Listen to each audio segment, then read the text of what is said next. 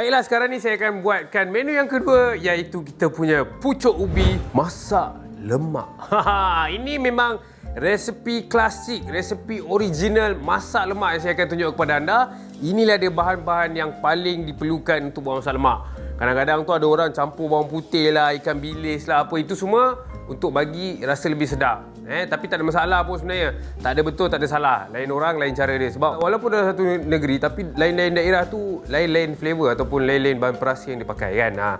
Dan untuk kali ni memang saya tunjuk inilah bahan asas dia. Yang kita perlukan adalah kita punya santan, serai, cili padi, kunyit hidup. Kalau tak ada kunyit hidup, pakai kunyit serbuk pun boleh, tak ada masalah. Dan untuk pucuk ubi ni, saya pakai memang pucuk ubi dan kita dah cabutkan dia daripada batang dia. Kita ambil yang ujung-ujung. Okey, dan kita akan pakai pucuk ubi. Kalau anda rasa macam nak gantian kepada lobak putih, lobak merah ataupun nak masukkan selain daripada pakai pucuk ubi ni, boleh juga pakai kobis, macam-macam jenis sayur nak pakai. Ini juga kalau nak buat daging masak lemak ataupun daging salai, ikan salai, itik salai.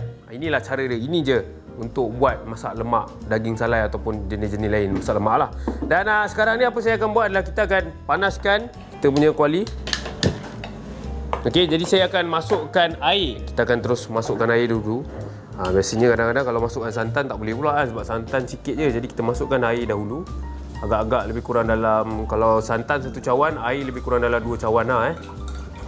Alright, cukup. Kemudian kita akan titikkan je. Dan ini memang sekejap je masa yang diperlukan dan sangatlah relevan kalau anda nak masak ni pada bila-bila masa.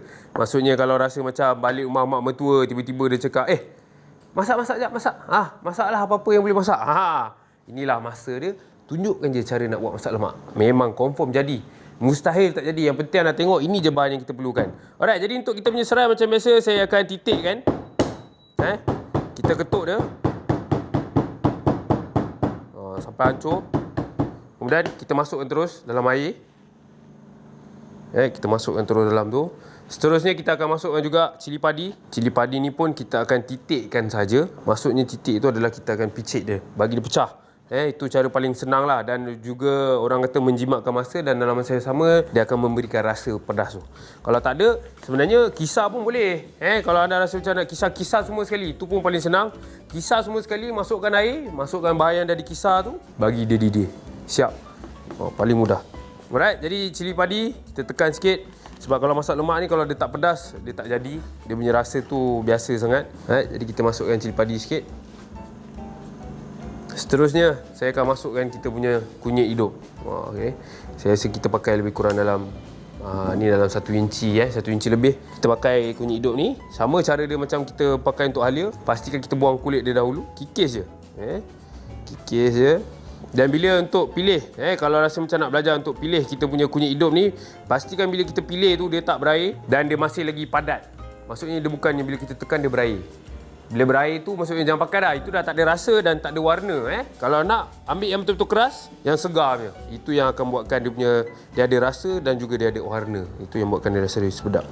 Sedap-sedap makan. Bajet murah je ni. Biasa kalau dekat luar tu, orang lain jual masak lemak sama cara dia kan. Tapi harga mahal. Saya pun tak tahu kenapa. Kalau dekat kedai luar sana, kalau ada jual masak lemak mahal kan. Tapi sebenarnya bila kita beli sendiri, ini je yang kita perlukan. Kan sebenarnya apa je lah yang mahal sangat pun. Mungkinlah kot mungkin sebab dia buat banyak kot. Tapi macam kita buat sikit macam ni pun dah cukup dah untuk 3-4 orang makan. Baik, masukkan kita punya kunyit hidup. Okey, jadi kita dah biarkan dia mendidih macam ni. Seterusnya saya akan masukkan kita punya pucuk ubi ni. Sebab apa saya masukkan sekarang? Sebab kita nak bagi dia layu. Biarkan dia layu dekat dalam air kita ni. Air yang kita buat sekarang ni pun dia dah kira sebagai macam stok lah. Macam stok sayur. Sebab dekat dalam ni dia ada serai, dia ada kita punya kunyit hidup, cili padi. Dia kalau tengok sekali dia dah macam masak singgang. Masak singgang macam ni lah. Dia tak payah santan, lepas tu masuk rasa keping, ikan, dah jadi masak singgang. Tapi sebab kita nak buat masak lemak, jadi kita akan masukkan kita punya santan lah lepas ni. Sekarang kita masukkan dulu pucuk ubi. Lebur dia, bagi dia layu, baru kita masukkan lagi yang lain. Maksudnya jangan masukkan sekali semua. Masukkan sedikit demi sedikit. Gaul sikit.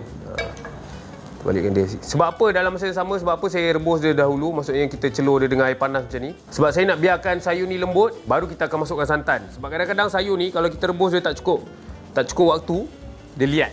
Susah kita nak kunyah. Gaulkan dia. Nampak ni? Bagi dia lembut. Kita kacau je sampai dia layu, jadi kita tambah lagi kita punya sayur. Okey. Ini akan membuatkan dia lebih lembut lah. Jadi senang lah kalau kita nak makan. Okey, masukkan lagi kita punya pucuk ubi ni.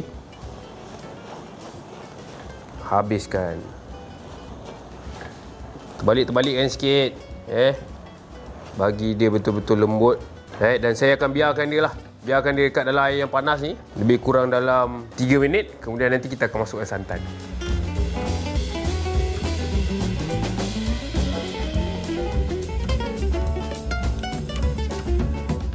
Gaulkan sikit. Lepas saya dah biarkan dia mendidih tadi dekat dalam air biasa selama lebih kurang dalam seminit lah. Lebih kurang macam tu. Supaya dia lebih lembut. Baru sekarang saya akan masukkan kita punya santan. Okey, masukkan terus.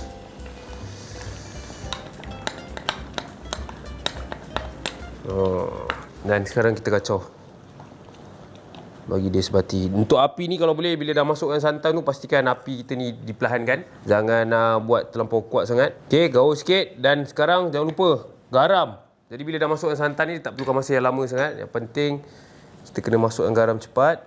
Nampak? Bila kita dah biarkan dia lembut ataupun kita biarkan dia mendidih lama sikit lagi tadi, dia jadi betul-betul lembut. Nanti bila kita makan, tak adalah rasa macam liat sangat. Susah nak kunyah ke apa kan.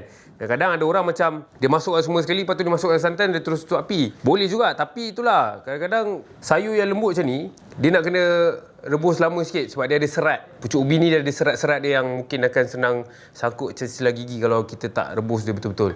Jadi bila dah cukup lembut macam ni, senang kita nak makan. Alright, jadi kita dah biarkan dia tadi. Kita dah masukkan santan, garam pun dah masuk. Sekarang ni saya dah tutupkan api, kita boleh hidangkan dia. Tak sabar nak rasa sebenarnya ni. Ini kalau hidangan macam ni, banyak boleh dapat ni. Saya memang takkan makan seorang lah. Maksudnya memang saya akan bagi dekat jiran-jiran kan. Ketuk pintu diorang cakap, "Cik, ada lebih sikit ni, payung sikit. Ni kita nak bagi ni." Jadi kita angkat kita punya pucuk ni. Oi, meriah. Makan ni je pun dah cukup kenyang dah. Dia punya kabus tu macam musim sejuk. Jadi kita tuang sikit lagi dia punya kuah.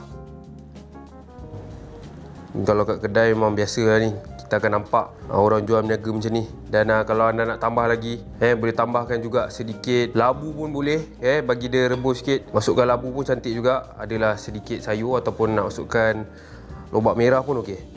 Dah cukup lah ni.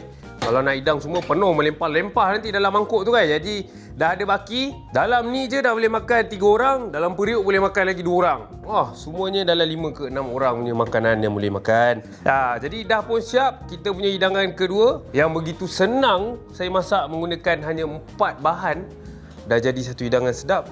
Iaitu kita punya pucuk ubi masak lemak.